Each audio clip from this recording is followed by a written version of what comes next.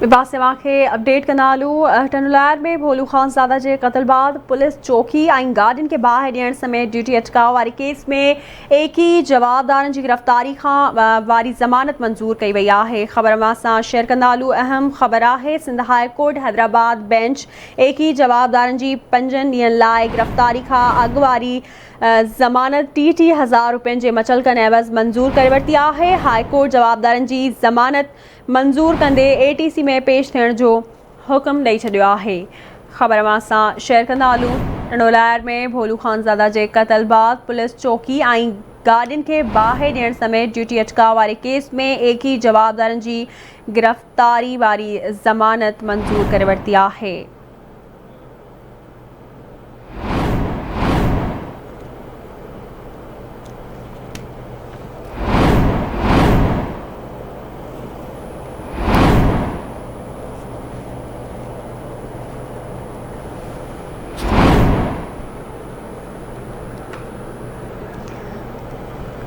तफसील मालूम कंदासीं हैदराबाद मां नसीर चन्ना खां।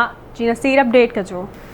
जी संजा टंडवाला में खलील रहमान उर्फ भोलो खान जे कत्ल बाद पुलिस चौकी शहर के बाहर समेत जला घिरा ड्यूटी अटका जे सरकार पारा दाखिल दहशतगर्दी केस में 21 जवाबदारन की Sindh high court circuit bench 5 ॾींहंनि लाइ गिरफ्तारी खां अॻु वारी ज़मानत मंजूर करे वरिती आहे।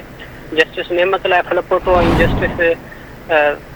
जस्टिस नेमतुल्लाह फलपोटो ते मुश्तमिल डबल बेंच में दरख्वास्त ते ॿुधरी थी, जंहिं दौरान अदालत वकील दलील ॿुधण खां पोइ जवाबदार आसिफ अरसलान अरशाद ऐं दानिश समेत 21 जवाबदारनि जी गिरफ्तारी खां अॻु वारी ज़मानत जेका है वो 5 ॾींहंनि लाइ 30,000 रुपयनि जी मचलकन एवज़ मंजूर करे वरिती आहे। जॾहिं त अदालत जवाबदारनि खे लाॻापियल ATC कोर्ट में पेश थियण जो हुकुम ॾिनो आहे। जी महिरबानी जी आगाह करण लाइ।